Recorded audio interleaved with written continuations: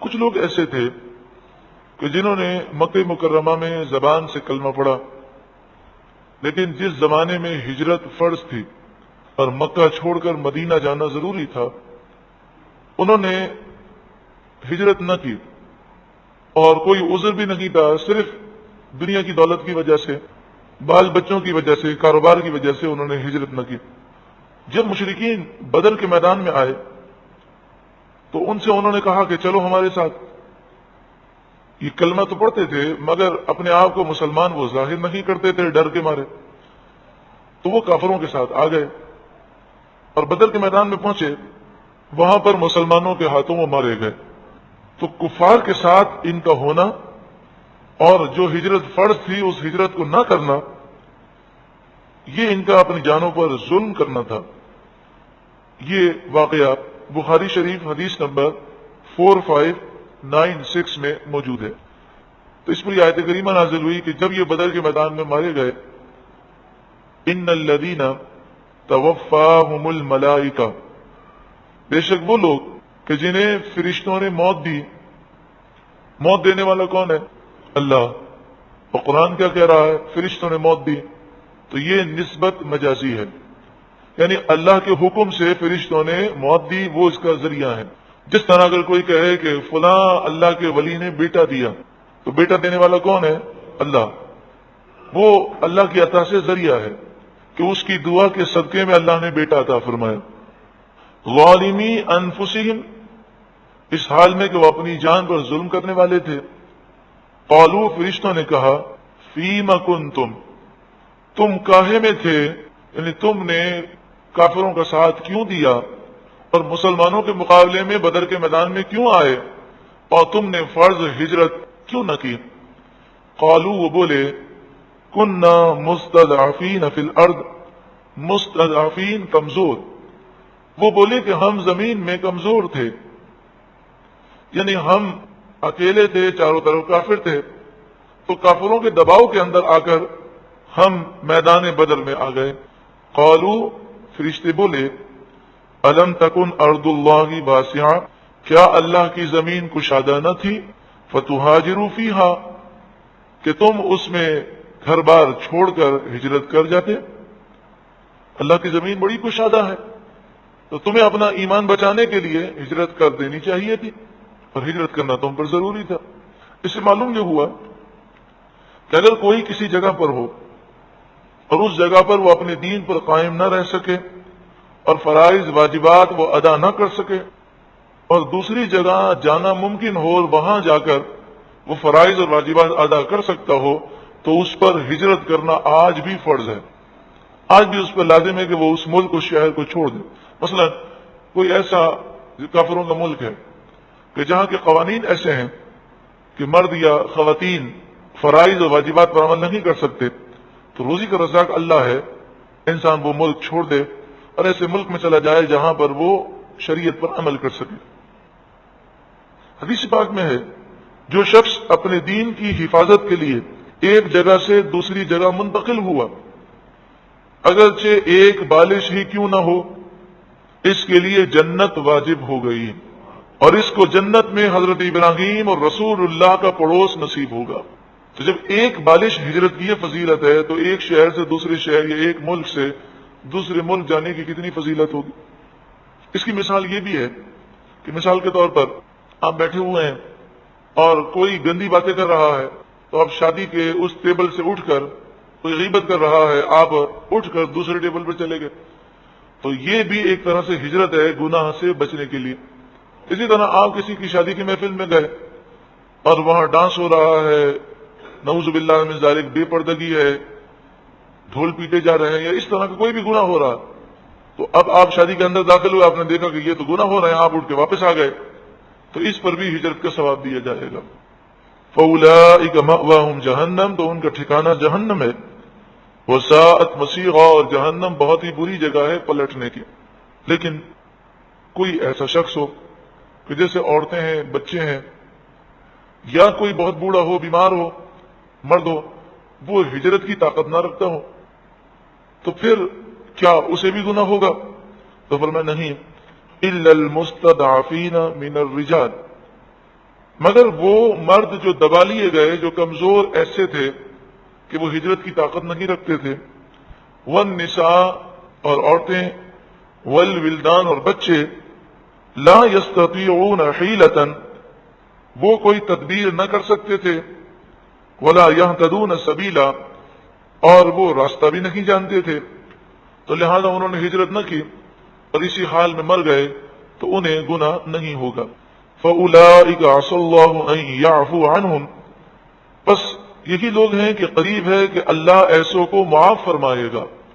کیا بات لکھی اعلی حضرت امام اہل سنت امام احمد رضا علیہ رحمہ کے خلیفہ صدر الافاضل حضرت علامہ مولانا نعیم الدین مراد آبادی علیہ رحمہ نے تفسیر خزائن اور عرفان میں، اللہ کی کروڑوں رحمتوں کا نزول ہو اعلی حضرت پر بھی اور صدر الافاضل پر بھی۔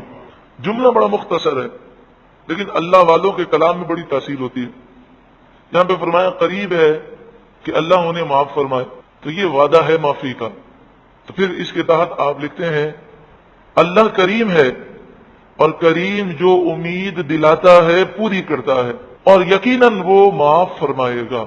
تو عسا یہاں پر یقین کے معنی میں ہے، عسا ویسے آتا ہے امید کے لیے، لیکن چونکہ یہ اللہ کے کرم کا ذکر ہے اور کریم جب کسی کام کی امید دلاتا ہے تو وہ اپنے کرم سے ضرور عطا فرماتا ہے، تو یہ یقین کے معنی میں۔ وَكَانَ اللَّهُ عَفُوًّا غَفُورًا اور اللہ معاف فرمانے والا بخشنے والا ہے۔ اللہ رب العالمین ہمیں قرآن مجید فرقان حمید کے نور سے روشن و منور فرمائے اور مزید ہمیں قرآن پاک سمجھنے کا ذوق و شوق نصیب فرمائے۔ اس آیت کریمہ کا شان نزول اس طرح ہے کہ جب یہ قرآن مجید فرقان حمید میں آیتیں نازل ہوئیں اور جس میں ان لوگوں کی مذمت کی گئی کہ جنہوں نے ہجرت نہیں کی باوجود اس کے کہ ہجرت فرض تھی، اور پھر یہ کہا گیا کہ جو عورتیں ہیں، بچے ہیں اور مردوں میں جو بوڑھے ہیں، کمزور ہیں، بیمار ہیں، جو ہجرت کرنے کی طاقت نہیں رکھتے انہیں معاف ہے۔ جب یہ آیتیں نازل ہوئیں تو حضرت جندہ بن ضمیرہ جیم نون دال عین، حضرت جندہ جیم نون دال عین بن ضمیرہ دعات سے لیسی، یہ آپ کا نام تھا، جندہ بن ضمیرہ لیسی۔ آپ بہت بوڑھے تھے اور آپ میں سفر کر کے مکے سے مدینے جانے کی طاقت تو نہ تھی، لیکن اللہ نے آپ کو بہت سارا مال دیا تھا، تو آپ نے یہ خیال کیا کہ میں بوڑھا ضرور ہوں لیکن میں جا سکتا ہوں ہجرت کرنے کے لیے، میں ہجرت کر سکتا ہوں اور میں ان لوگوں میں سے نہیں ہوں جنہیں مستثنا کیا گیا۔ آپ نے سوچا میرے پاس مال ہے تو میں چارپائی پہ لیٹ کر بھی ہجرت کر سکتا ہوں، تو آپ نے 4 افراد کو کرائے پر لیا، یعنی ان سے آپ نے طے کیا کہ تم مجھے چارپائی پر اٹھا کر مکے سے مدینے لے جاؤ گے، اور آپ نے خیال کیا کہ اگر میں بیٹھ نہیں سکوں گا تو چارپائی پہ لیٹ جاؤں گا، اور اس طریقے سے سفر کرتے کرتے میں مدینہ منورہ پہنچ جاؤں گا۔ اللہ رب العالمین کا کرنا ایسا ہوا اور اس کے تمام افعال میں حکمتیں ہیں۔ آپ چارپائی پہ لیٹ گئے اور 4 لوگوں نے آپ کی چارپائی کو اٹھایا اور مکے سے روانہ ہوئے۔ مسجد عائشہ آپ نے دیکھی ہے کہ مکہ مکرمہ کے قریب ہے، جہاں پر لوگ جاتے ہیں اور وہاں سے عمرے کی نیت کر کے آتے ہیں۔ مسجد عائشہ جس مقام پر ہے اسے مقام تنعیم کہتے ہیں، تا نون عین یا میم، تنعیم، اور یہ مقام حدود حرم سے باہر ہے۔ تو جب آپ حدود حرم سے باہر آ گئے، مقام تنعیم پہ پہنچے تو آپ کا انتقال ہو گیا۔ جب آپ کا آخری وقت آیا تو آپ نے اپنا سیدھا ہاتھ الٹے ہاتھ پر رکھا اور کہا اے میرے رب، یہ تیرا اور یہ تیرے رسول کا، میں اس پر بیعت کرتا ہوں جس پر تیرے رسول نے بیعت کی، اور پھر آپ کا انتقال ہو گیا۔ یہ خبر سن کر صحابہ کرام نے کہا کاش وہ مدینہ منورہ میں پہنچ جاتے تو ان کا اجر کتنا بڑا ہوتا کہ اس قدر مشکل کے باوجود بھی وہ ہجرت کے لیے روانہ ہوئے۔ اور مشرکین ہنسنے لگے اور کہنے لگے جس مقصد کے لیے وہ نکلے تھے وہ مقصد تو نہ ملا۔ تو اس پر اگلی آیت کریمہ نازل ہوئی، لیکن اس آیت کریمہ کے شروع میں ہجرت کے اوپر ابھارا گیا ہجرت کے لیے، اور یہ بتایا گیا کہ لوگوں جب تم ہجرت کر کے نکلو تو تو یہ خیال نہ کرنا کہ اب تمہارا کیا ہوگا، تم جہاں جاؤ گے تم اللہ کے مہمان ہو، اللہ تعالیٰ تمہاری مدد فرمائے گا۔ آپ دیکھ لیں کہ جو لوگ انڈیا سے ہجرت کر کے پاکستان آئے اور اس وقت جو حالات تھے، وہ اپنی جان، اپنا مال، اپنی اولاد کو، اپنے ایمان کو بچانے کے لیے وہاں سے آئے، کتنے شہید بھی ہو گئے راستے میں، کتنے ایسے لوگ تھے جو انڈیا کے اندر بڑے مالدار تھے لیکن یہاں پر آئے تو بالکل وہ غریب ہو گئے، کچھ بھی نہیں تھا، لیکن اللہ تبارک و تعالیٰ نے انہیں عطا فرمایا۔ اور آج کئی ایسے مسلمان ہیں کہ ان کے وہ رشتہ دار کہ جنہوں نے ہجرت نہیں کی وہ انڈیا میں ہیں، ان کے مقابلے میں وہ یہاں پاکستان میں بہت اچھے حال میں ہیں اور خوشحال ہیں۔ اصل ہے نیت پر، جب انسان اللہ پر بھروسہ کر کے چلتا ہے تو اس کی اللہ مدد فرماتا ہے۔ ہجرت کا مفہوم وسیع ہے۔ اگر کوئی شخص ایک جگہ نوکری کرتا ہے اور وہاں وہ یہ سمجھتا ہے کہ مجھے نماز پڑھنے کا موقع نہیں دیا جاتا، مجھے حرام کام کرنے کے لیے، جھوٹ بولنے کے لیے مجبور کیا جاتا ہے، وہ نوکری چھوڑ دے، یہ بھی ایک طرح سے ہجرت ہے۔ اللہ تعالیٰ اس کی مدد فرمائے گا اور اسے رزق حلال آسان عطا فرمائے گا۔ وَمَن يُهَاجِرْ فِي سَبِيلِ اللَّهِ، اور جو کوئی اللہ کی راہ میں گھر بار چھوڑ دے اور چھوڑ کر نکل جائے، یجد فی الارض، وہ زمین میں پائے گا، مراغمن کثیرا، بہت جگہ، وسعا، اور بہت گنجائش وہ زمین میں پائے گا، ہر لحاظ سے اللہ تعالیٰ اسے وسعت عطا فرمائے گا۔ وَمَن یخرج من بیتہ، اور جو کوئی اپنے گھر سے نکلے اس حال میں مہاجرن کہ وہ ہجرت کرنے والا ہو، الی اللہ ورسولہ، اللہ اور اس کے رسول کی طرف، ثم یدرکہ الموت، پھر اسے موت آ لے، جیسے کہ حضرت جندہ بن ضمیرہ لیسی کے ساتھ ہوا کہ وہ ہجرت کر کے مدینہ نہ پہنچ سکے، راستے میں موت آ گئی۔ اسی طرح وہ کہ جو اپنا ایمان بچانے کے لیے انڈیا سے نکلے اور 1947 کے اندر وہ پاکستان پہنچنے سے پہلے ذبح کر دیے گئے، شہید کر دیے گئے۔ اسی طرح قیامت تک جو اپنا دین بچانے کے لیے نکلے گا اور راستے میں اس کا انتقال ہو جائے یا شہید کر دیا جائے تو اسے ہجرت کا ثواب پورا عطا کیا جائے گا۔ فقد وقع اجرہ علی اللہ، تو اس کا ثواب اللہ کے ذمہ کرم پر ہو گیا، یعنی اللہ نے اس کے ثواب کا وعدہ لے لیا، وعدہ کر لیا، اس نے وعدہ کیا ہے وہ اپنے فضل و کرم سے ثواب ضرور عطا فرمائے گا۔ وکان اللہ غفور الرحیم، اور اللہ بخشنے والا مہربان ہے۔ اس سے معلوم ہوا جو کوئی نیکی کا ارادہ کرے اور کوشش بھی کرے لیکن اسے پورا نہ کر سکے تو انشاءاللہ اسے اس نیکی پر ثواب دیا جائے گا۔ جس طرح فرمایا گیا کہ کوئی حج کے لیے نکلے اور راستے میں انتقال کر جائے تو اسے حج کا بھی ثواب ملے گا اور قیامت تک ہر سال حج کا ثواب دیا جائے گا۔ صاحب بحر شریعت اعلی حضرت امام اہل سنت کے خلیفہ صدر الشریعہ بدر الطریقہ حضرت علامہ مولانا مفتی امجد علی خان علیہ رحمہ، جنہوں نے بحر شریعت کتاب 27 سال کے اندر بڑی تحقیق کے ساتھ لکھی اور امت پر بہت بڑا احسان کیا۔ آپ صدر الشریعہ حج کے لیے روانہ ہوئے تو جب آپ گھر سے نکلے تو آپ نے یہ دعا کی، اے اللہ یہ میری زندگی کا آخری حج نہ ہو، تو مجھے ہر سال حج عطا فرما، ہر سال حج نصیب فرما۔ راستے میں آپ کا انتقال ہو گیا اور آپ کو یہ فضیلت مل گئی کہ جو حج کے لیے نکلے اور وہ انتقال کر جائے تو اللہ تبارک و تعالی اسے ہر سال حج کی توفیق عطا فرماتا ہے۔ کوئی طلب علم کے لیے نکلے، جہاد کے لیے نکلے، حج کے لیے نکلے، مدینہ منورہ میں زیارت رسول کے لیے نکلے، زہد و قناعت کے لیے نکلے، رزق حلال کی طلب کے لیے نکلے، وطن کو ترک کرنے کے لیے نکلے، یعنی وہ تمام کام کرنے کے لیے نکلے اور اس کے لیے وطن کو چھوڑ دے، تو یہ ساری اللہ اور اس کے رسول کی طرف ہجرت ہے اور اس راہ میں مر جانے والا اجر پائے گا۔ یہاں پر ایک جملہ یاد رہے کہ ہم نے زیارت قبر رسول نہیں کہا بلکہ زیارت الرسول کہا، کیونکہ رسول اللہ کے قبر انور کی زیارت در حقیقت رسول اللہ کی زیارت ہے۔ جتنی بھی عربی کتابیں ہیں مستند اور قرآنی، اور آج بھی پورے عرب میں جتنے بھی اہل سنت و جماعت سے تعلق رکھتے ہیں یا جتنے بھی یوں کہہ لیجیے جو صحیح العقیدہ مسلمان ہیں، وہ جب بھی حج کی کتاب لکھتے ہیں تو وہ مدینہ منورہ کی زیارت میں یہ نہیں لکھتے زیارت قبر رسول بلکہ کہتے ہیں زیارت الرسول، اور یہی طریقہ صحابہ کرام کا تھا۔ ہمارے ایک استاد محترم ہیں، اللہ انہیں دراز عمر بالخیر عطا فرما، آپ ایک دن فرمانے لگے، اسی سال انہیں رمضان المبارک میں مدینہ منورہ کی حاضری نصیب ہوئی، تو آپ نے فرمایا کہ رمضان المبارک میں مجھے ایک پنجاب کے بزرگ ملے اور انہوں نے مجھے دو باتیں بتائیں۔ انہوں نے کہا کہ 1991 میں 1991 میں پہلی مرتبہ رسول اللہ کے دربار میں حاضر ہوا۔ میرے دل میں یہ خواہش پیدا ہوئی کہ میں سنہری جالیوں کے سامنے کھڑا ہو کر مصطفیٰ جان رحمت پہ لاکھوں سلام پڑھوں۔ تو میں نے حضور کی بارگاہ میں عرض کی کہ یا رسول اللہ مجھے سلام پڑھنے کی اجازت دیجیے، اور یہ بات یاد رکھیں کہ جب رسول اللہ کا کرم ہو جاتا ہے تو پھر دنیا کی کوئی طاقت روک نہیں سکتی۔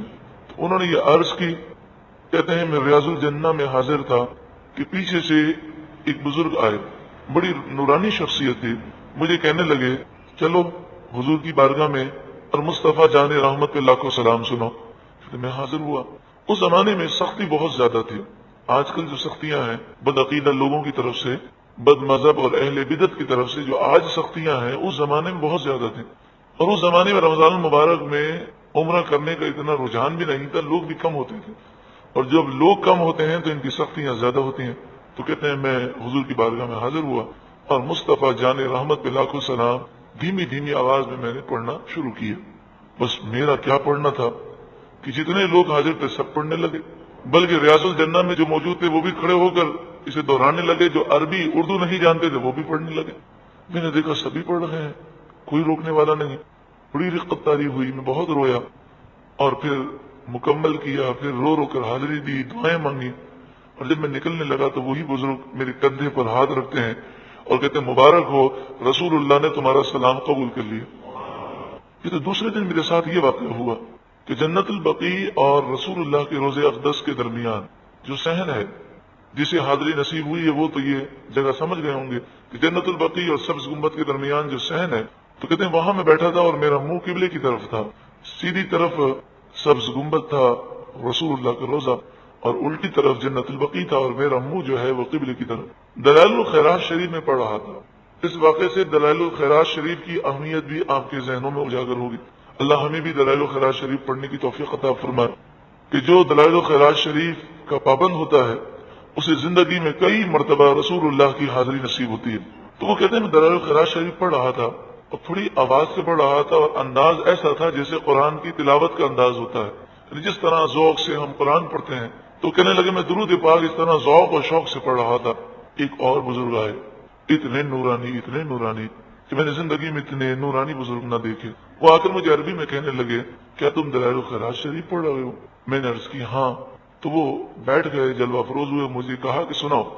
وہ کہتے ہیں کہ میں نے سنانا شروع کیا، کافی دیر تک وہ سنتے رہے، اور جب ایک حزب مکمل ہو گیا، دلائل الخیرات شریف کی تقسیم اس طرح ہے کہ 7 دن میں 7 حزب پڑھنے ہیں، اور الگ الگ اس کی منزلیں مقرر ہیں کہ یہاں سے یہاں تک فلاں دن پڑھنا ہے، یہاں سے یہاں تک فلاں دن۔ وہ کہتے ہیں ایک حزب مکمل ہوا تو وہ مجھے کہتے ہیں ماشاء اللہ، مبارک ہو مبارک ہو۔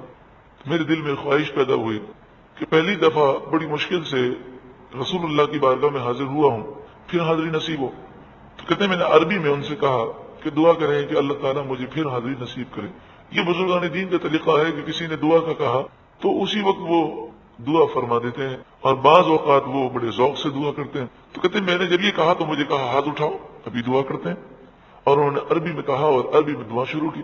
دعا کے الفاظ یہ تھے اللہم شرف اخی زیارت الرسول، زیارت قبر الرسول نہیں، زیارت الرسول، اے اللہ تو میرے بھائی کو رسول اللہ کی زیارت نصیب فرما، مرتن ثم مرتن ثم مرتن ثم مرتن ثم مرتن، بار بار بار بار بار بار بار بار۔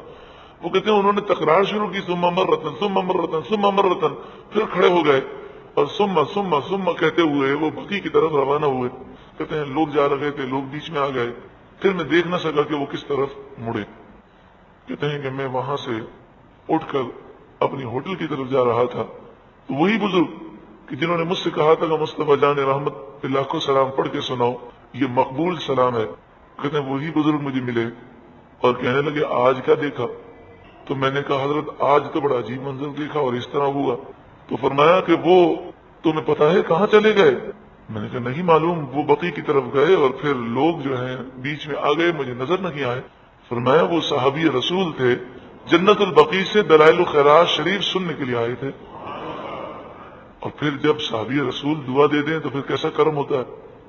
انہوں نے ہمارے استاد محترم کو یہ فرمایا کہ 1991 میں میری پہلی حاضری تھی, اور آج رمضان المبارک میں اس سال کہتے ہیں رمضان المبارک میں میری حاضری جو ہے وہ 60ویں ہے, 60.